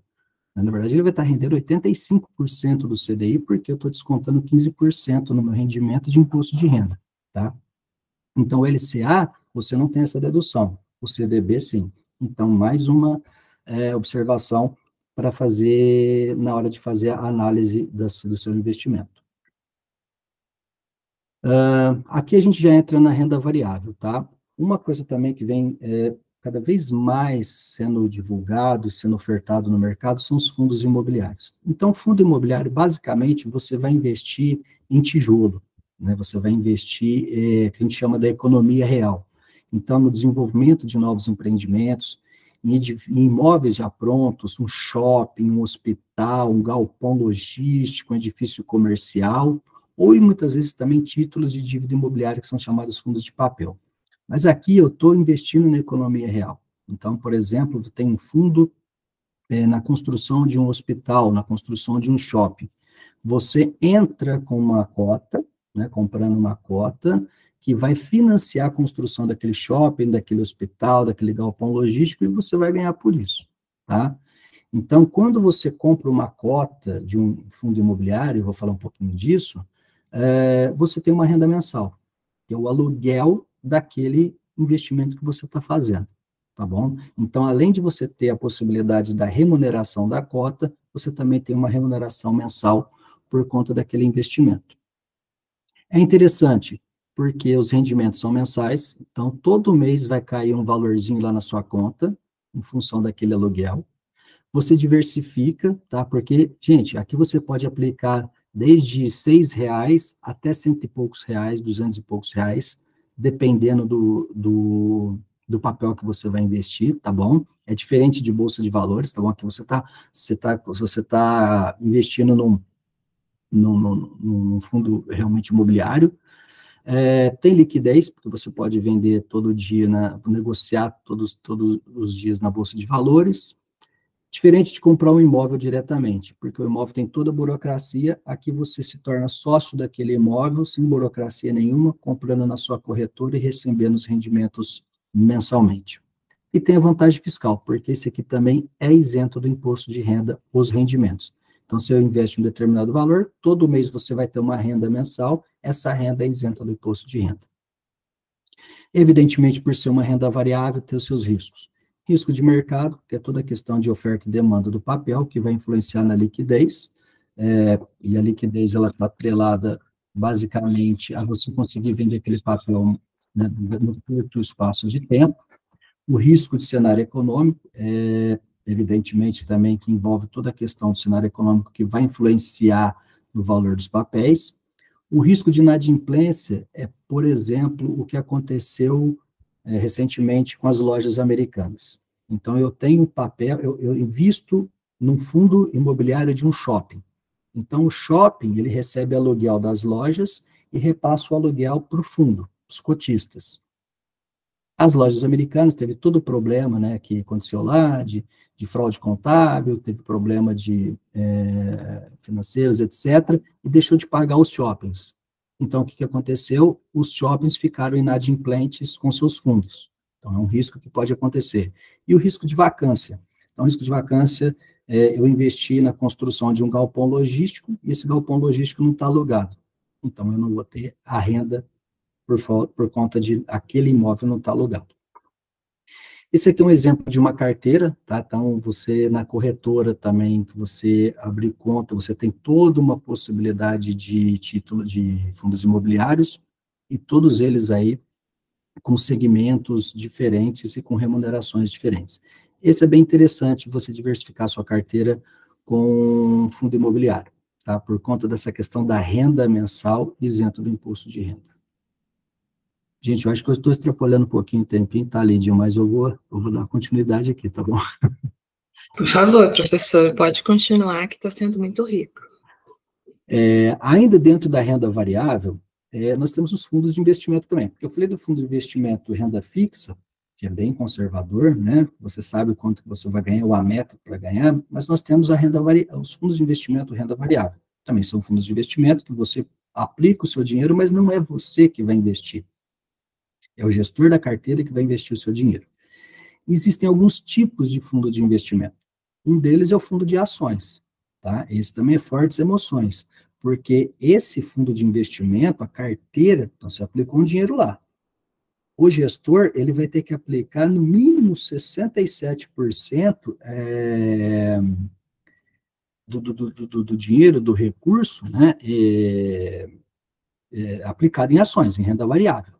Tá? Então, assim, dependendo do expertise de quem está fazendo esse investimento, né, esse papel pode ter uma rentabilidade maior ou menor, mas está, grande parte, sujeito às oscilações de mercado.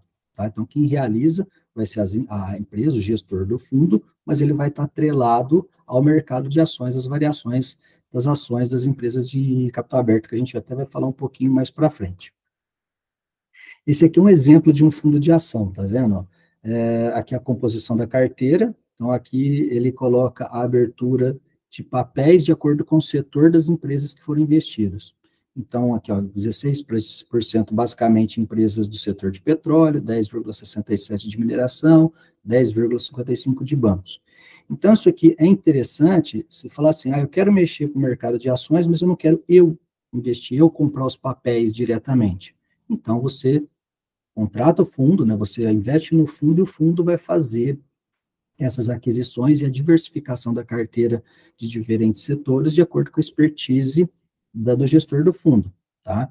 Evidentemente que você terceirizou o seu investimento e você está sujeito aos riscos daquele fundo. Tá? Aqui eu coloquei esse modelo aqui, né, um benchmark mostrando aí de 2021 a 2023 a rentabilidade, comparando o fundo com o Ibovespa, que é o indicador de mercado, tá?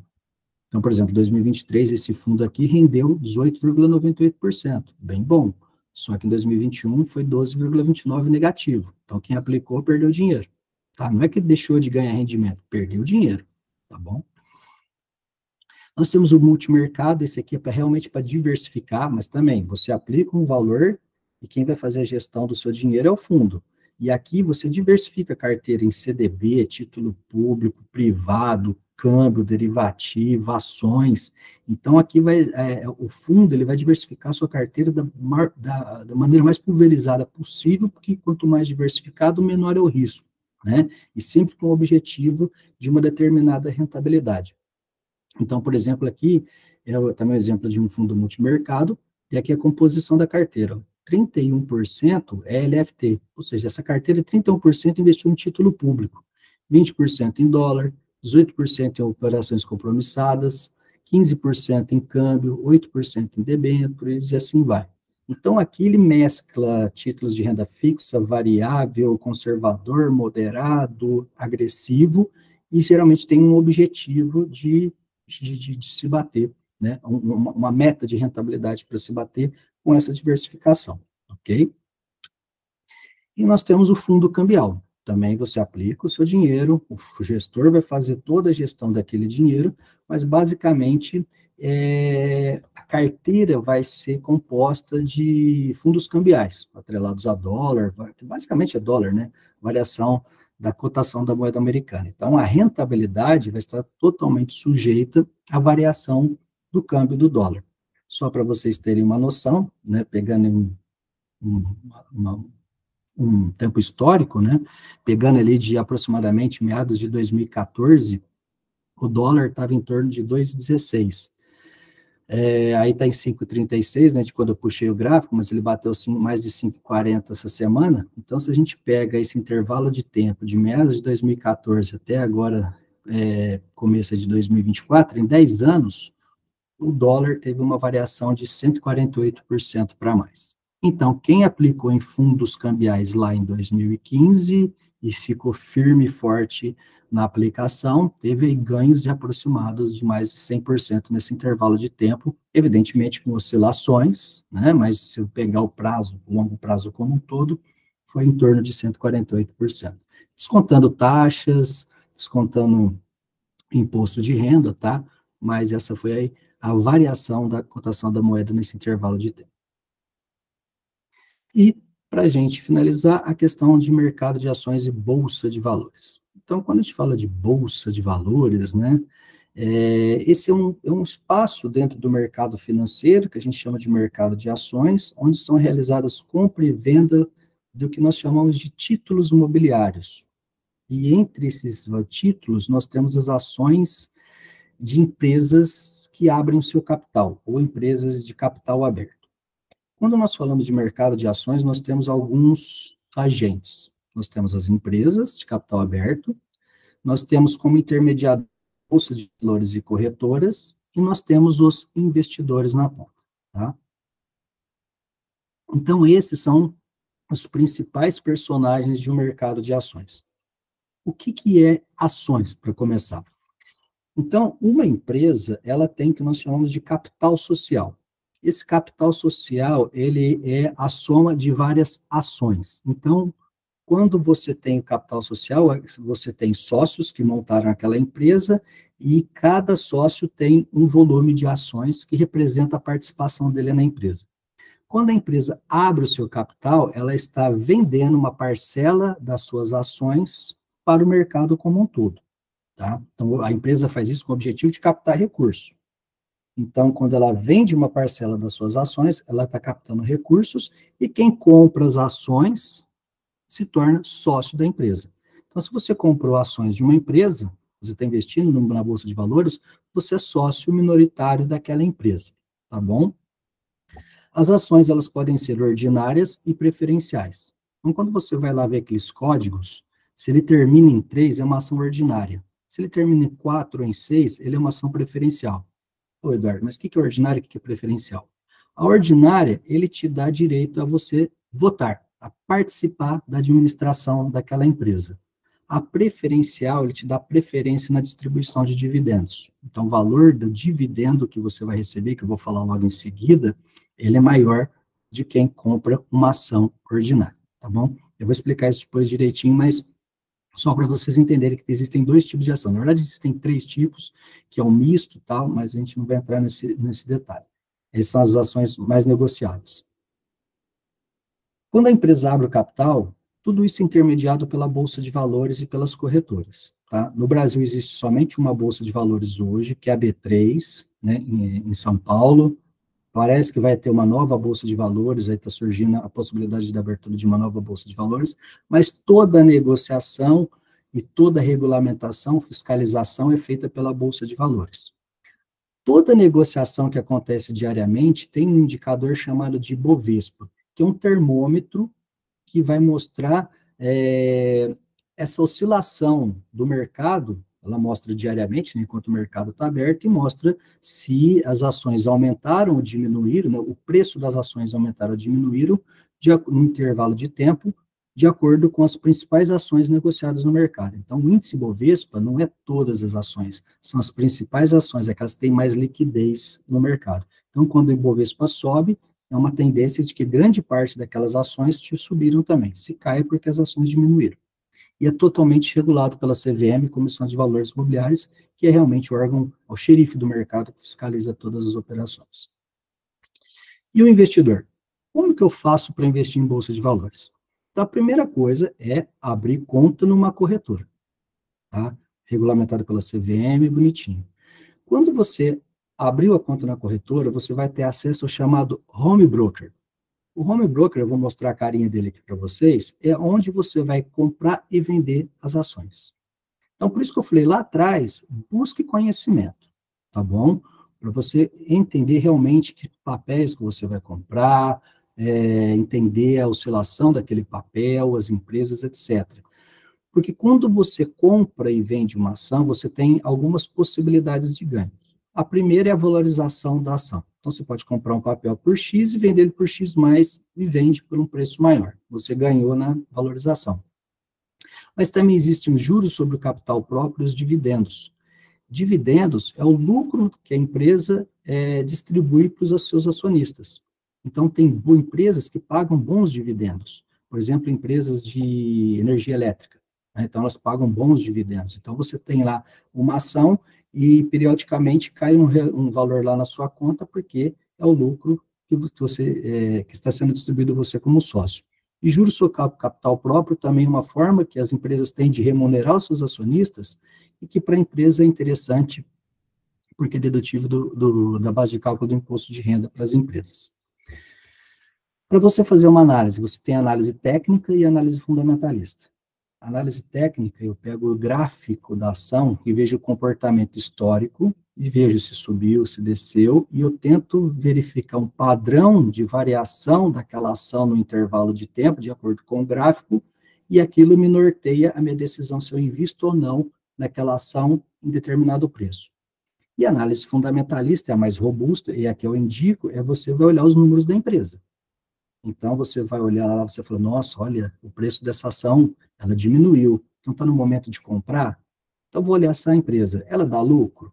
Aumentou as vendas nos últimos anos? Diminuíram os custos? Aumentou a rentabilidade? Aumentou o lucro? Diminuiu, etc. Então, a análise fundamentalista, eu olho os números da empresa. Tá? Então, isso também é divulgado na imprensa, até no site das empresas de capital aberto, está tudo lá mastigadinho e detalhado essas informações. Se você for investir em bolsa de valores, diversifique a sua carteira, tá? Forme uma carteira. Então, vai comprar um papel, sei lá, da Petrobras, que é setor petroquímico, vai lá e compra uma do setor financeiro, uma de siderurgia, uma de varejo. Bom, de varejo, ultimamente, não está sendo uma boa indicação. Mas diversifique seus investimentos em papéis de setores diferentes, tá bom? Porque você procura diversificar ao máximo, que se um determinado setor não vai bem, ele é compensado pelos outros, tá bom? E também atente-se a taxas e impostos nessas operações. Esse aqui é um exemplo de home broker, tá? Ele assusta a gente quando a gente não conhece, a gente olha ele pela primeira vez, e eu já falo de imediato, tá? Quem nunca mexeu com ação, mercado de ações, nunca viu esse home broker, se for começar a mexer, cuidado, porque isso às vezes vicia. Quando você começa a mexer com isso e começa a entender um pouquinho disso, você fica, desculpa assim, você fica fascinado. Você fica querendo acompanhar a todo momento e realmente você fica ligado naquilo, principalmente se você está investindo, evidentemente, mas mesmo assim, você começa a entender um pouco e você começa a ficar fascinado nisso. Tá? Então, você está sempre ali movimentando, olhando. Eu falei, é o alt tab do computador toda hora que você está trabalhando e dando um alt tab para ver o que está acontecendo com o mercado, porque isso aqui é dinâmico, é o dia todo, das 10 às 5 horas da tarde, isso aqui movimentando, né, e muita coisa pode acontecer nesse intervalo de tempo. Não só para vocês terem uma ideia, né, eu peguei aqui os papéis que mais subiram e os que mais caíram em 2023, no ano passado. Então, por exemplo, quem tinha aplicado, né, como tinha ações dessa empresa aqui, do setor de educação, que é a Edux, se eu não me engano, quem tinha ação lá no início de 2023 e segurou o papel, não vendeu, teve uma remuneração de 123% em um ano. Agora que a cadeira de poupança rende 6%. Eu estava falando, Tesouro Direto 12%. Aqui eu estou falando de 123%, tá? A CSN Mineração 119%, o Grupo Ultra 114%, etc. Então, assim, são papéis que tiveram uma rentabilidade extraordinária nesse intervalo de tempo. Só que eu também posso ter papéis que têm perda de valores. Então, por exemplo, as Casas Bahia, quem tinha ações das Casas Bahia no início de 2023, deixou o papel lá, não vendeu, teve uma perda de 81%. Pão de Açúcar perdeu 40%. Isso tudo no intervalo de um ano, tá? Então, por isso que eu falo que é fortes emoções. Mas pode acontecer também de você, de alguém tinha papel da Gafisa no dia 16 de maio, e no único dia ganhou 25%. Num dia, 25%. Então, quem tinha papéis da Gafisa, ganhou isso. Mas quem tinha papéis da Clear Sale, no dia 24 de abril, naquele dia perdeu quase 13%. Tá? Então, dependendo do valor que comprou a ação, 13% fica negativo lá. Fica na sua conta, vai aparecer um número vermelho lá, fica negativo. Então, Bolsa de Valores, ela te possibilita grandes ganhos, mas te possibilita grandes perdas. Tá? Por isso que eu falei fortes emoções, sempre buscar conhecimento, vou passar para vocês algumas indicações aí de site, busca conhecimento, eu quero começar, começa aos pouquinhos, vai devagar, tá?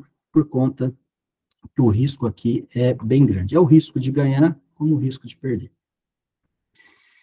Esse aqui são algumas indicações, tá? O site da B3, da Bolsa de Valores, o site de educação, tem N vídeos curtinhos, extremamente didáticos, que fala de Bolsa de Valores, fundos imobiliários, outras possibilidades de investimento, tá bom?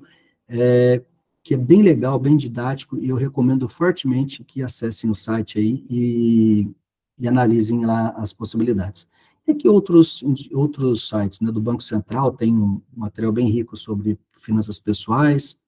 Eu gosto muito de olhar o Valor Invest, que é um site específico de mercado, então ele fica falando de notícias do mercado financeiro, economia, etc. E aqui são duas páginas do YouTube, né, esse Primo Rico, esse Finclass também, que tem muitas dicas, diariamente tem muito material interessante sobre investimentos, tá? Esse Finclass aqui é focado em fundo imobiliário, te ensina a fazer uma carteira, é bem interessante. E aqui livro, né, geralmente as pessoas gostam mais de mídia social, tal, mas tem um livro do professor Alexandre Assaf Neto, da USP de Ribeirão Preto, chamado Mercado Financeiro, que ele dá uma noção mais técnica do mercado como um todo, ok? Bom, gente, eu espero que tenha contribuído aí um pouquinho com vocês, tá bom? Então, eu agradeço novamente a oportunidade, que vocês tenham bons investimentos, tá bom? E aí, segue alguns contatos, meu e-mail, meu LinkedIn, meu Instagram, e qualquer dúvida, quiser trocar uma figurinha, bater um papo, conversar, tirar alguma dúvida, tá? Eu fico totalmente à disposição de vocês, tá bom? Então, mais uma vez, meu muito obrigado a todos, e que tenham investimentos bem proveitosos aí. Obrigada, professor Eduardo. O senhor trouxe foi uma contribuição muito grande, né? Conseguiu, nessa 1 hora e meia, nos trazer um panorama bem completo a respeito de macroeconomia, a respeito das principais taxas econômicas, dos produtos financeiros. Então, assim, para quem está começando a entrar nesse universo, né, para quem o assunto ainda é novo, eu recomendo que assista de novo essa live, porque ela vai ficar gravada, a escola daqui a uns dias vai disponibilizar, porque assistindo o mesmo conteúdo, a gente consegue assimilar melhor os detalhes do que foi falado. Então, assim, professor, pensando no longo prazo, né, eu entendo que, como o senhor mesmo colocou, o tesouro pode ser uma boa escolha, né? E eu tenho visto assim algumas reportagens, de certa forma, assustando as pessoas a investir, comparando aqueles que investiram em janeiro, né, com o quanto o tesouro dessa pessoa que investiu em janeiro está rendendo agora. Então, assim, eu queria que o senhor comentasse se há algum risco de sair com saldo negativo do tesouro. Comentasse um pouco da marcação ao mercado, né? Porque a ideia aqui é a longo prazo, então as pessoas pretendem ficar com aporte por bastante tempo, né? Então, assim, conhecendo o produto, nós nos protegemos de tomar decisões equivocadas. Perfeito. O tesouro, o título pouco Tesouro Direto, é assim, você tem duas situações. Nós, pobres mortais, pelo menos eu penso numa aplicação de longo prazo para guardar o meu dinheiro com determinados objetivos. Então, por exemplo, se você, são títulos pré-fixados ou pós-fixados, você já sabe qual que é a sua remuneração que você vai ter naquele título. Então, por exemplo, eu vou citar um exemplo que eu uso para a minha aposentadoria, que é o IPCA mais 2035. Então, eu estou pensando que 2035, eu vou ter uma certa idade, que eu estou pensando em aposentar. Então, eu aplico nesse papel. Então, o meu objetivo com esse papel é resgatar em 2035, porque se você deixa o papel nesse intervalo de tempo, você não vai perder, você vai ganhar aquela remuneração que foi pré-fixada. Mas o que, que acontece? Esses papéis são negociados dia a dia. Tá? Então, aí eu falei pobres mortais porque tem aqueles que especulam isso. Então, a taxa de juro desses papéis, é que eu falo, se você deixar ele lá no tempo, você vai ganhar aquilo. Mas dependendo do papel, se você vender ele hoje, você, por exemplo, eu preciso desse dinheiro, eu quero resgatar. Você não perde, você pode ter uma remuneração menor do que aquela que está prefixada, ou você pode ter uma remuneração maior, porque esses papéis são comprados e vendidos diariamente. E aí que é o valor do mercado, o preço dele muda, a taxa de remuneração dele muda diariamente. Então, assim, a chance de perder, é que eu falo, o risco é muito pequeno, porque, assim, só se realmente o governo der calote. Caso contrário, você não perde nesse papel, porque ele é renda fixa, né? Ele tem o pós-fixado lá, que é uma variaçãozinha da CDI, do Selic ou da inflação, mas você não perde o valor principal. Então, se você deixa ele no intervalo de tempo, você vai ganhar aquilo que está lá. Se você vende antes, dependendo do valor da mercado, você vai receber uma remuneração melhor ou até mesmo, às vezes, maior do que aquele valor. Tá? Então, assim, essa insegurança do perder, Deus me perdoe só se o governo der um calote, mas não é o caso. Tá? Aparentemente, não. Tá, ok. E para aquelas pessoas que, né, que já têm uma boa reserva financeira, um bom volume e poupança, e se interessarem em começar a estruturar uma carteira diversificada, como é que elas podem se planejar para montar os investimentos de forma mais conservadora, né, porque estão iniciando, mas ainda com algum ganho? Assim, a poupança, a primeira coisa, se você tem dinheiro na poupança, tire ele assim que acabar a reunião, a palestra. Porque a remuneração, ela te remunera um valor hoje praticamente aproximado da inflação, né? A gente está falando de 6% ao ano, uma inflação em torno de 4%, então você está tendo um ganho real de aproximadamente 2%. Se você aplica no Tesouro Direto, né, novamente com as ressalvas, ele é considerado com um risco muito baixo pela essa garantia do Tesouro Nacional, ele é uma alternativa que se torna muito mais viável do que a caderneta de poupança. E dentro do Tesouro Direto, você pode fazer essa diversificação. Como você falou, se você tem um volume razoável, né, um volume interessante na caderneta de poupança, você pode diversificar colocando um pouquinho em Tesouro Selic, que é atrelado a Selic, um pouco em pré-fixado, como eu falei, que está dando 12%, você pode colocar um pouco atrelado à inflação, porque dentro do Tesouro Direto, já é, por natureza, uma aplicação conservadora, você ainda lá dentro consegue diversificar, tá bom? E com possibilidades de ganhos diferentes. Então, 12%, estou falando de uma poupança que rende 6%, eu estou falando no Selic que rende 12%, é o dobro. Eu estou falando de um papel atrelado à inflação. Evidentemente que ninguém quer que a inflação aumente, mas pelo cenário econômico que nós estamos vendo, pela condução que nós estamos vendo na política fiscal e pela preocupação do Banco Central, há uma tendência que essa inflação aumente. Nós não queremos que a inflação aumente, mas se eu tenho papel atrelado à inflação, eu me protejo. Tá? Então, assim, a dica, caderneta de poupança, né, migra para o Tesouro Direto, ou se você tiver a possibilidade do seu banco, da sua corretora, em LC e LCA. Mas o LCA e LCA, como eu falei, agora tem prazos maiores. Então, tem que pensar sempre nessa questão da liquidez, mas que tem uma remuneração, dependendo da remuneração, é interessante porque é isento do imposto de renda. Tá certo, professor. Agora nós temos a pergunta da Ana Amélia Barbosa. Além dos livros e conteúdo digital, existindo a necessidade de tirar dúvidas mais específicas para sentir mais segurança na hora de investir, qual é o profissional mais indicado para buscar orientações sobre investimentos? Ótima pergunta. É assim, eu não indico o gerente do banco.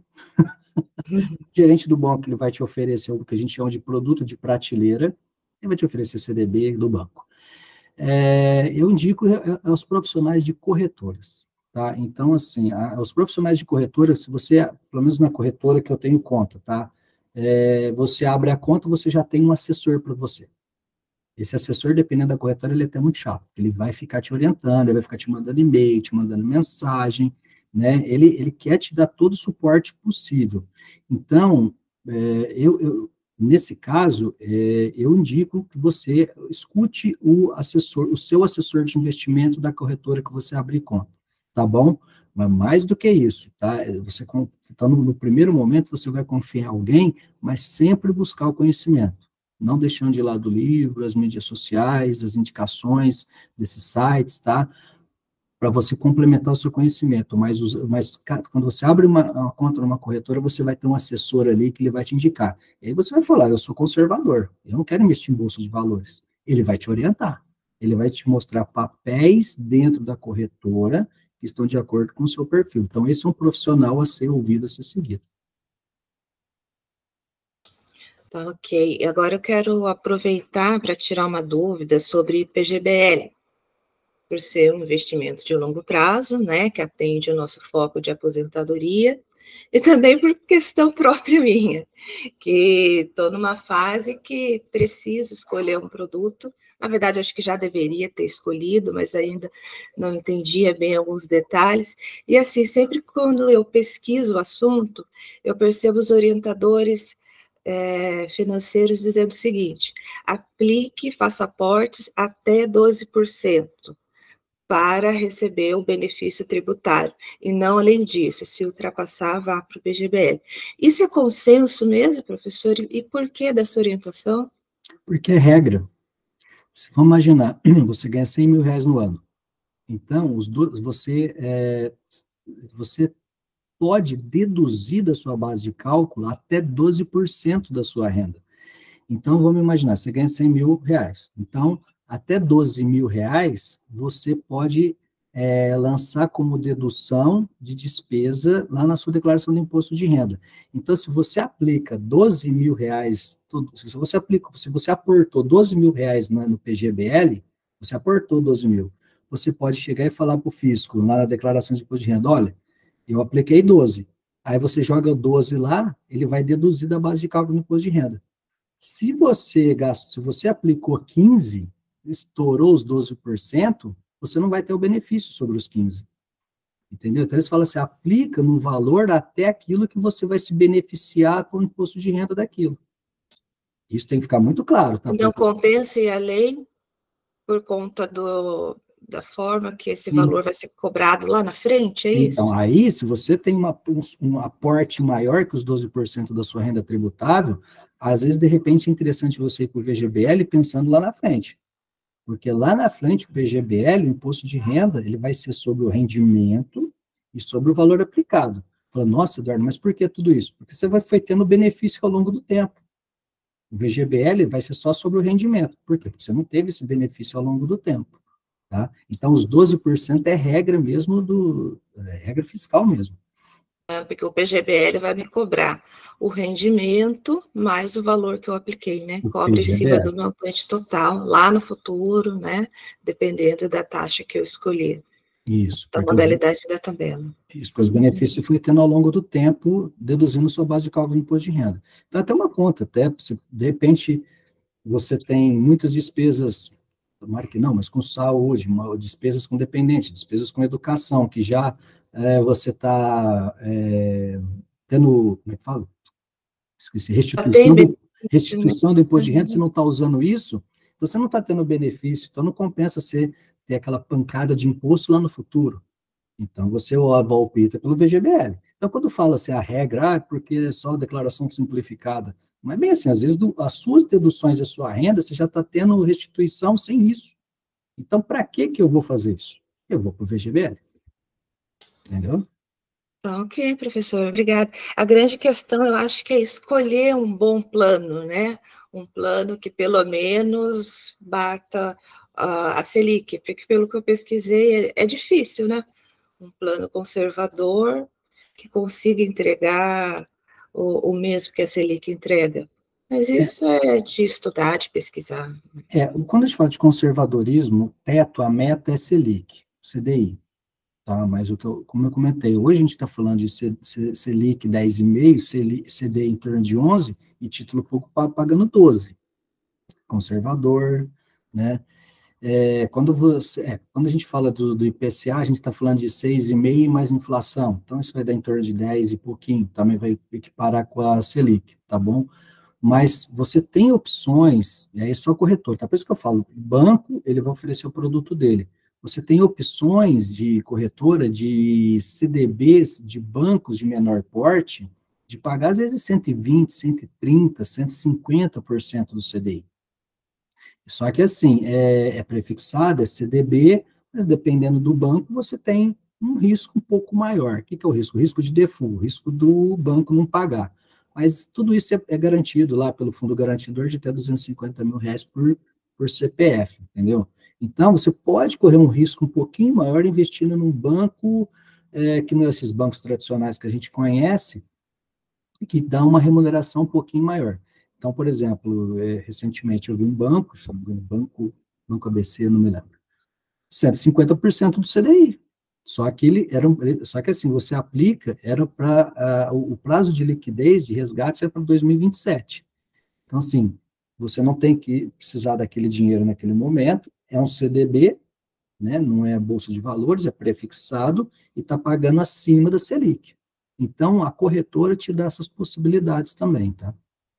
Então, só mais uma última pergunta. Eu não ia fazer, mas ela já me tocou, que a gente já está com a hora bem avançada. Todo produto de renda fixa garante o capital investido? Porque, assim, eu tenho visto muitas propagandas falando assim, invista com a qualidade, com a tranquilidade da renda fixa, e com prêmios muito maiores que o Tesouro paga. Mas eu acredito que tenha coisas a cuidar, né, na hora de escolher um produto de renda fixa também. O renda fixa, ele garante seu capital, tá? Ou deveria garantir, né? Então, assim, se for uma fraude, alguma coisa assim, mas ele garante. É que eu falo. Mas todos são protegidos pelo Fundo Garantidor de Crédito? Sim, renda fixa, sim. Uhum. Está protegido pelo Fundo Garantidor, R$ 250 mil por CPF. Agora, é a renda variável que é realmente o risco, né? Mas a renda fixa, ele te dá essa garantia de pelo menos o seu investimento, você não perde ele. Você pode ter uma remuneração pequenininha, mas ele você não perde. Ok, professor, muito obrigada, né, por ter transmitido tanto conhecimento para a gente, né? O senhor gostaria de deixar alguma palavra final? Eu gostaria de agradecer a todos novamente pela oportunidade. Espero aí que realmente tenha contribuído, nem que tenha sido um pouquinho, né? Um tema tão árduo, um tempo tão, dá para aprofundar tanto, mas eu fico à disposição de todos, né? Deixei meus contatos, se quiserem entrar em contato, que eu falo, Eduardo, você fecha o seu WhatsApp? Não, eu nem abro, eu nem fecho, ele fica aberto, assim, se eu estiver dormindo, eu não respondo. Mas se tiver alguma dúvida, alguma observação, tá? Fiquem à vontade, eu estou inteiramente à disposição de vocês. Quero agradecer também à escola, Leonora, por todo o esforço que eles tiveram para conseguir, os professores que estiveram conosco nesses 2 encontros, né, que evoluíram muito o nosso conhecimento enquanto investidores, né? Então, muito obrigada, todo o esforço valeu a pena, Leonora, tá? E a toda a escola. Aí, lembrando que no dia 4 de julho, às 9 horas, nós teremos mais uma live que vai tratar sobre as regras de previdência para os servidores públicos do Estado do Paraná.